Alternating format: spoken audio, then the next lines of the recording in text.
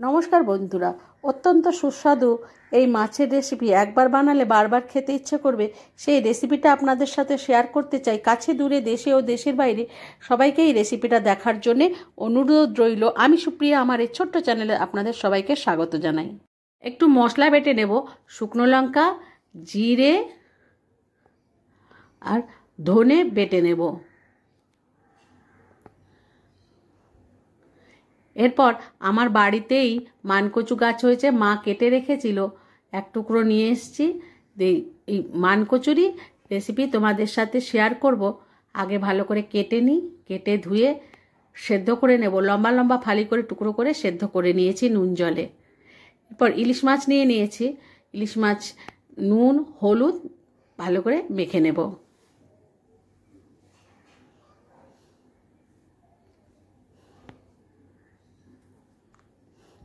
মানকচু কেটে সেদ্ধ করে নেওয়ার পর লম্বা টুকরো করে আলু কেটে নিয়েছি।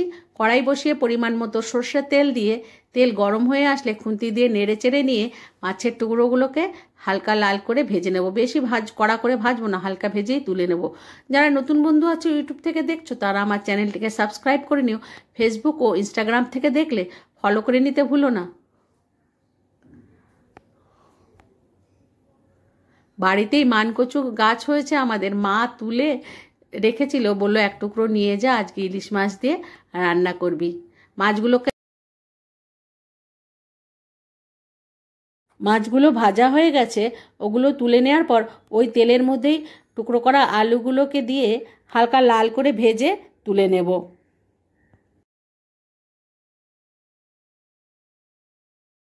আলু তুলে নেওয়ার পর ওই তেলের মধ্যেই সেদ্ধ করা মাছগুলোকে দিয়ে লাল করে ভেজে তুলে নেব।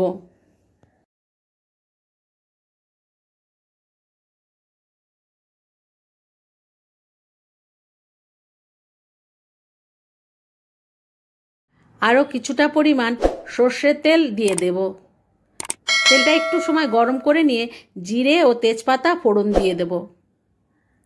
ফোড়নটা হয়ে আসলে বেটে রাখা মশলা দিয়ে দেব। 1 চামচ হলুদ ও স্বাদ মতো নুন দিয়ে মশলাটাকে কষে নেব। আমি যেভাবে এই মাছের ঝোল রান্না করছি, তোমরাও একবার বাড়িতে মাছের ঝোল এইভাবে রান্না করে খেয়ে দেখো, আদা রসুন ছাড়াই।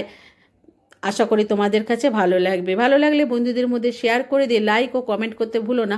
মশলাটা কষানো হয়ে গেছে, মশলা থেকে তেল বেরিয়ে এসছে। এরপর ভেজে রাখা আলু ও কচু দিয়ে আরও কিছুক্ষণ সময় নিয়ে সবজিটাকে কষিয়ে নিয়ে পরিমাণ মতো জল দিয়ে দেব।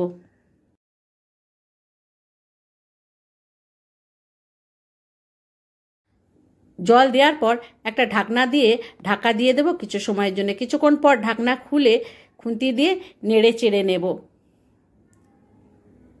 এরপর ভেজে রাখা মাছগুলো দিয়ে আবারও একটা ঢাকনা দিয়ে কিছু সময়ের জন্য ঢাকা রেখে দেব। এটা আমি মাছের ঝোল করব বলে একটু জল রেখেছি, তোমরা চাইলে গামাখো করতে পারো এবং ঝোলটা একটু কম দিলেই হয়ে যাবে। অফ ক্যামেরাতে আমি কিছু কাঁচা লঙ্কা চিড়ে দিয়েছিলাম, ঝোলটা একটু নেড়ে চেড়ে নিলাম।